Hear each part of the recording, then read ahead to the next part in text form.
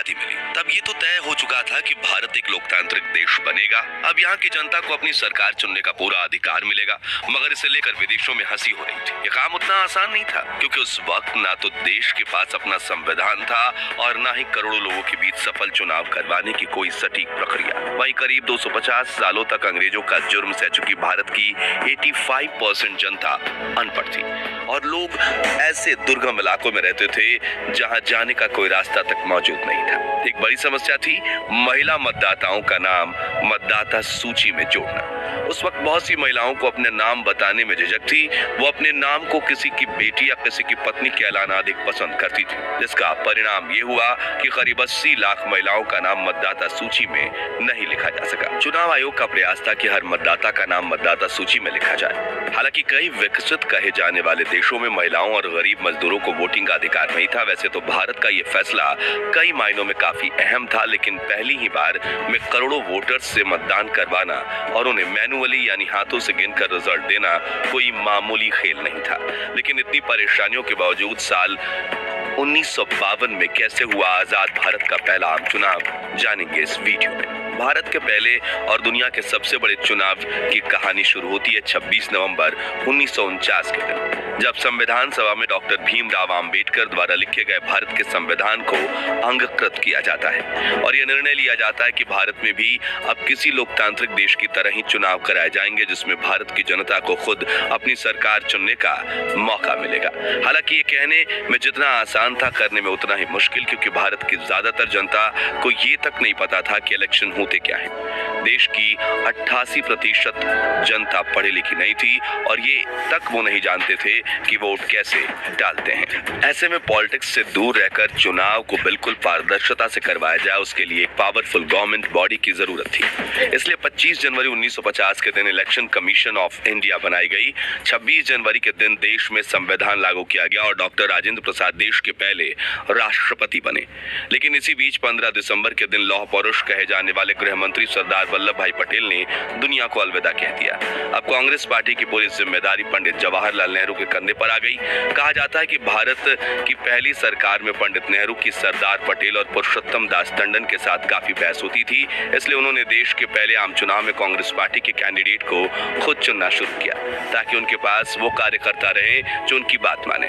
और इस बात से खफा होकर कई दिग्गज नेताओं ने कांग्रेस पार्टी छोड़ दी, जैसे कि 1947 में कांग्रेस प्रेसिडेंट रह चुके जीबी कृपलानी ने कांग्रेस से अलग होकर किसान मजदूर प्रजा पार्टी बनाई और दिग्गज नेता श्यामा प्रसाद मुखर्जी ने जनसंघ पार्टी बनाई। इन तीनों पार्टीज के अलावा राष्ट्रीय स्तर पर मौजूद चौथी लोकप्रिय पार्टी का नाम था कम्युनिस्ट पार्टी। खैर 3 महीने विचार विमर्श के बाद सरकार ने मार्च 1950 में सुकुमार सेन को देश के पहले मुख्य चुनाव आयुक्त यानी इलेक्शन कमिश्नर के रूप में नियुक्त किया, जिनके नेतृत्व में दुनिया का सबसे बड़ा और सबसे मुश्किल चुनाव होने जा रहा था। कहा जाता है कि ये उस वक्त डॉक्टर भीमराव अंबेडकर के बाद सुकुमार सेन राजनीति से जुड़े देश के दूसरे सबसे ज्यादा पढ़े लिखे व्यक्ति थे।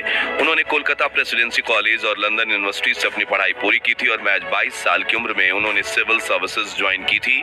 1947 में वो बंगाल के चीफ सेक्रेटरी बने। इसके अलावा उन्होंने मैथ्स और डेटा मैनेजमेंट में मास्टरी भी हासिल की।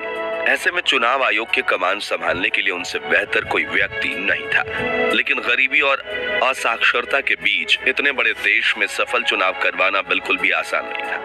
इसलिए चुनाव आयोग ने इस प्रक्रिया को अलग अलग चरणों में बांटा और अप्रैल 1950 से चुनाव की तैयारियां शुरू कर दी।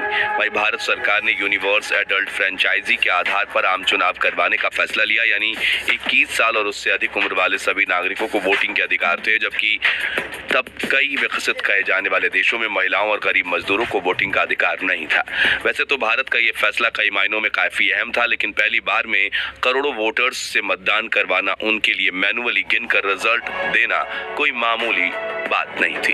ऐसे में सुकुमार सेन ने अपनी टीम के साथ मिलकर फैसला किया कि सबसे पहले हम मतदाताओं की लिस्ट बनाएंगे, जिसके लिए कुल 16,500 लोगों को मतदाता सूची बनाने के लिए 6 महीने के कॉन्ट्रैक्ट पर रखा गया। ये लोग घर घर जाकर वोटर्स से कुछ डिटेल्स लेते थे, जैसे कि नाम, उम्र, पता और जेंडर इत्यादि, और मतदाताओं के नाम वोटिंग लिस्ट में जोड़ते थे। लेकिन उनके सामने सबसे बड़ी समस्या थी महिला मतदाताओं का नाम मतदाता सूची में जोड़ना। उस वक्त बहुत सी महिलाओं को अपना नाम बताने में झिझक थी। वो अपने आप को किसी की बेटी या किसी की पत्नी के ऐलान अधिक पसंद करती थीं। चुनाव आयोग का प्रयास था कि हर मतदाता का नाम मतदाता सूची में लिखा जाए, लेकिन फिर भी कई महिलाओं ने अपने नाम नहीं बताए। इसका परिणाम ये हुआ कि करीब 80 लाख महिलाओं का नाम मतदाता सूची में नहीं लिखा जा सका। मतदाता सूची बनाने के बाद अगला चरण था मतदान केंद्र बनाना, जिसे लेकर रामचंद्र गुहा अपनी किताब इंडिया आफ्टर गांधी में लिखते हैं कि पूरे भारत में कुल 2,24,000 मतदान केंद्र बनाए गए थे। इसके अलावा लोहे की 20 लाख मतपेटियां बनाई गई थीं, जिसके लिए लगभग 8,200 टन स्टील का इस्तेमाल किया गया था और करीब 62 करोड़ मतपत्र छापे गए थे। इसलिए भारत के कुछ इलाके ऐसे भी थे जहां मतपेटियां पहुंचाना काफी मुश्किल था। ऐसे में कुछ दुर्गम पहाड़ी इलाकों में मतपेटियां पहुंचाने के लिए खास तौर से पुलों का निर्माण किया जाना था, जबकि हिंद महासागर के कुछ महाद्वीपों में मतदाता सूची पहुंचाने के लिए नौसैनिक पोतों का इस्तेमाल किया गया। यहाँ एक और समस्या ये थी कि भारतीय जनता का बड़ा हिस्सा अनपढ़ था और मतदान करते वक्त उनके लिए अपने इलाके के चुनावी उम्मीदवार के नाम पढ़ना नामुमकिन था। इसलिए इलेक्शन कमीशन ने चुनाव में भाग लेने वाली हर पार्टी में उनका अलग अलग चुनाव चिन्ह चुनने के लिए कहा, ताकि उस चिन्ह को देखकर मतदाता अपनी पसंदीदा पार्टी के उम्मीदवारों को वोट दे पाए। वहीं पिछले 250 सालों से गुलामी की बेड़ियों में बंधे भारत का यह आजादी का पहला चुनाव था। ऐसे में सभी मतदाताओं को यही सवाल था कि आखिर वोटिंग कैसे करते हैं, जिसके लिए चुनाव आयोग ने इलेक्शन प्रोसेस पर कई एड्स बनाए। 3000 सिनेमा घरों में इसे चलाया गया। साथ ही रेडियो पर भी मतदाताओं को चुनाव के बारे में समझाया जाता था और देश भर में चुनाव को लाखों पोस्टर्स भी लगाकर समझाया गया। इसी तरह अगले 2 सालों तक भारत की जनता तक चुनाव से जुड़ी हर जरूरी जानकारी पहुंचाई गई और अब जनता अपनी सरकार चुनने के लिए तैयार थी। जहां एक तरफ इलेक्शन कमीशन ऑफ इंडिया चुनाव की तैयारियों में लगी थी, वहीं दूसरी तरफ सभी पॉलिटिकल पार्टीज अपने प्रचार में लग चुकी थी।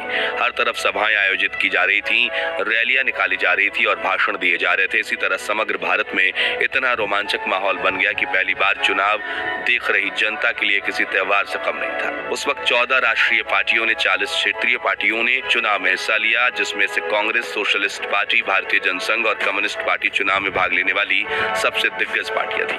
कांग्रेस की तरफ से मुख्य प्रचारक प्रधानमंत्री जवाहरलाल नेहरू और लाल बहादुर शास्त्री थे।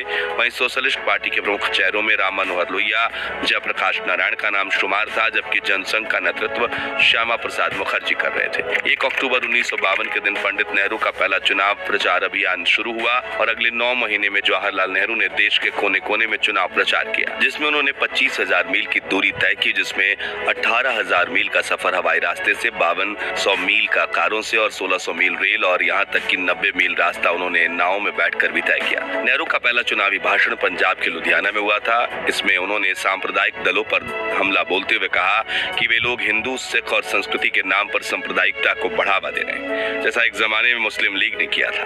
दिल्ली में दिए हुए दूसरे भाषण में उन्होंने घोषणा की कि अगर कोई शख्स धर्म के नाम पर किसी दूसरे शख्स पर हाथ उठाता है, उससे वो अपनी आखिरी सांस तक लड़ेंगे। वहीं अंबाला में उन्होंने महिलाओं से अपील की कि वो पर्दे की प्रथा को छोड़कर देश के निर्माण में आगे आए। इसी तरह चुनाव प्रचार के दौरान नेहरू ने करीब 2 करोड़ लोगों को सीधे संबोधित किया और करीब इतने ही लोग उनके सिर्फ एक झलक के लिए सड़कों के दोनों ओर खड़े थे। बता दें कि उस समय कांग्रेस के टिकट के लिए बहुत मारामारी थी, क्योंकि लोगों का मानना था कि इस टिकट पर एक बिजली का खंभा भी चुनाव जीत जाएगा। यूं तो सभी पार्टी जनसभाएं कर चुनाव प्रचार कर रही थी, लेकिन कम्युनिस्ट पार्टी अकेली पार्टी थी जिसको रेडियो पर प्रचार करने का मौका मिला, वो भी आकाशवाणी पर नहीं बल्कि रेडियो मॉस्को पर। खैर, दिल्ली में इलेक्शन कमीशन ने चुनाव करवाने के लिए करीब 56,000 लोगों को प्रिजाइडिंग ऑफिसर के तौर पर चुना, जबकि उनकी मदद के लिए 2,28,000 सहायकों और 2,24,000 पुलिसकर्मियों को तैनात किया गया। वोटिंग की प्रोसेस काफी सिंपल थी। हर मतदान केंद्र पर मतपेटियां रखी थी, हर पेटी पर अलग अलग चुनावों का चिन्ह हुआ करता था और मतदाताओं को उसमें अपना मत डालना होता था। लेकिन यहाँ कोई मतदाता 2 बार मत ना कर दे, इसलिए भारतीय मतदाताओं ने ऐसी स्याही बनाई जो मतदाताओं की उंगली पर 1 सप्ताह के लिए बनी रही। साथियों, आपको बता दें कि पहले चुनाव के 72 सालों बाद आज भी इलेक्शन में उसी स्याही का इस्तेमाल किया जाता है। इस तरह आजाद भारत में करीब 1.5 साल तक चुनाव की तैयारियां चली और 1952 के आम चुनाव का सबसे पहला वोट 25 अक्टूबर 1951 के दिन हिमाचल प्रदेश की चीनी तहसील में डाला गया, जिसके बाद देश के हर दूसरे भागों में जनवरी और फरवरी 1952 में मतदान करवाया गया, जिसमें मतदाताओं ने बढ़ चढ़ कर हिस्सा लिया। साथियों, ये कोई छोटी बात नहीं, पूरे देश में व्यापक अशिक्षा के बावजूद करीब 45.7% मतदाताओं ने अपने मताधिकार का इस्तेमाल किया। 68 चरणों में कुल 17,32,12,343 वोट हुए और प्रत्येक मतदाता पर केवल 60 पैसे का खर्च आया। इस तरह देश के पहले इलेक्शन में कुल मिलाकर करीब 4,500 सीटों के लिए चुनाव हुआ था, जिसमें 499 सीटें लोकसभा की थी। इस तरह ब्रिटेन, अमेरिका और चीन जैसे देश ये जो आस लगाए बैठे थे कि भारत में पहला चुनाव असफल होगा और भारत का लोकतंत्र टूटकर बिखर जाएगा, उनकी उम्मीदों पर पानी फिर गया और मजबूत हिंदुस्तानियों ने अपने पहले चुनाव को सफलतापूर्वक अपने अंजाम तक पहुंचाया। अब बारी थी रिजल्ट्स की, तो पंडित नेहरू की अगुवाई में चल रही कांग्रेस पार्टी ने लोकसभा में 499 सीटों में से 364 सीटों पर जीत हासिल की और भारी बहुमत से अपनी सरकार बनाई, जबकि राज्यों की विधानसभा की कुल 3,280 सीटों में 2,247 सीटों पर भी कांग्रेस ने जीत हासिल की। वहीं कम्युनिस्ट पार्टी को लोकसभा चुनाव में कुल 16 सीटों पर जीत मिली, जिसमें से 8 सीटें मद्रास की थीं, जबकि भारतीय जनसंघ ने 49 सीटों पर चुनाव लड़ा, जिसमें से उन्हें सिर्फ 3 सीटों पर विजय प्राप्त हुई, जिसमें से 1 सीट अध्यक्ष श्यामा प्रसाद मुखर्जी की थी, जिन्होंने कलकत्ता दक्षिण में भारी बहुमत से जीत हासिल की थी। वहीं किसान मजदूर प्रजा पार्टी ने 144 सीटों पर चुनाव लड़ा और उनके सिर्फ 9 उम्मीदवार जीत का आनंद उठा पाए। इसके अलावा राम मनोहर लोहिया और जयप्रकाश नारायण की सोशलिस्ट पार्टी ने 254 सीटों पर चुनाव लड़ा, जिन्हें सिर्फ 12 सीटों पर ही विजय प्राप्त हुई। इसके अलावा करीब 1 दर्जन पार्टियों ने 1 से 2 सीटों पर जीत हासिल की। हालांकि इस चुनाव में कई दिग्गज नेताओं ने हार का स्वाद भी चखा, जैसे कि राजस्थान में जयनारायण व्यास, बंबई में मोरारजी देसाई, बाबा साहब भीमराव आम्बेडकर, बाबा साहब को एक बेहद साधारण उम्मीदवार नारायण काजरोलकर ने चुनावी मैदान में मात दे दी। किसान मजदूर प्रजा पार्टी के आचार्य कृपलानी भी फैजाबाद से चुनाव हार गए, लेकिन खुशकिस्मती से कुछ दिनों बाद वे भागलपुर से उपचुनाव जीतकर लोकसभा में पहुंचने में कामयाब हुए। तो इस तरह हुए थे साल 1952 में देश के पहले जनरल इलेक्शंस, जिसमें भारत ने दुनिया के सामने ये साबित कर दिखाया था कि ब्रिटेन के अत्याचारों की वजह से भारत ने भले ही साक्षरता और अमीरी हासिल नहीं की, लेकिन जुनून, हौसले और बुद्धि में हर भारतीय दुनिया से आगे है और आने वाले समय में भारत साक्षर भी बनेगा और दुनिया पर राज भी करेगा, जो आज हमें सच होते हुए दिख रहा है, क्योंकि आज भारत दुनिया की 5वीं सबसे बड़ी महाशक्तियों में से एक बन चुका है। तो अगर आपको भी अपने भारतीय होने पर गर्व है तो कमेंट में जय हिंद जय भारत जरूर लिखिए और वीडियो पसंद आया हो तो लाइक शेयर करके 11,000 लाइक्स के लक्ष्य को हासिल करने में हमारी मदद कीजिए और भारत के महान इतिहास से जुड़े ऐसी दिलचस्प वीडियोस के लिए चैनल को सब्सक्राइब करके पास वाली घंटी जरूर बजा दीजिए। धन्यवाद।